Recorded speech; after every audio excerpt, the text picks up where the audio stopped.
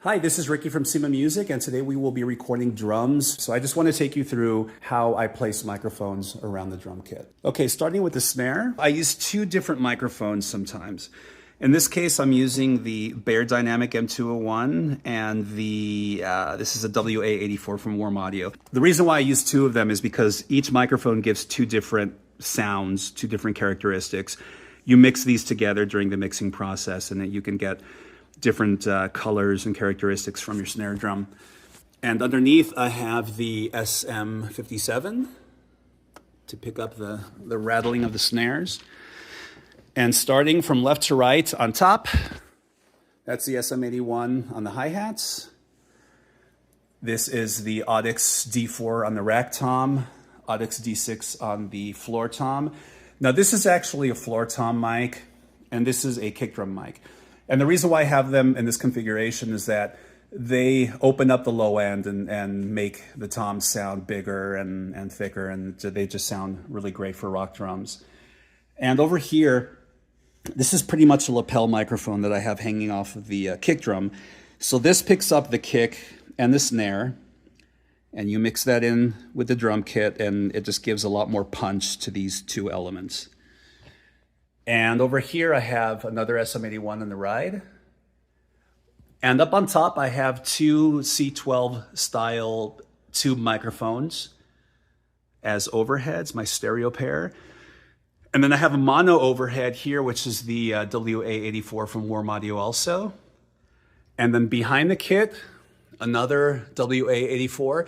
And this is pointing toward the back of the drummer. And this basically just picks up a broad picture, if you will, of the drum kit itself. Okay, now let's go to the front of the kit. Okay, so on kick drum, I am using this is the Solomon Low Freak. This is actually a speaker. So if you wire a speaker backwards, it will pull sound versus pushing sound. Now this inside is the Beta 91A, I believe, from Shure. It's a boundary microphone. They sound really great on kick drums. Over here is the Warm Audio WA47 FET, and that is just my front of kit mic. So it's about 6 feet in front of the kit. Again, picks up a general picture of the drum kit from the front versus the back. Now this is the Stager, and I will never remember the model. It's a stereo ribbon mic, and that's pointed more toward the ceiling to pick up reflections from the ceiling. And then behind here, I have two additional room mics. These are the Mini K47s from Roswell, another stereo pair of room microphones. Now these are obviously behind the cabinet, pointed toward the floor, picking up reflections from the floor, so it gives you a lot of that big space and roominess that really makes drum kits sound bigger. And this is a mono stereo room mic that I have placed about dead center in the room. And then I have one more room microphone over here.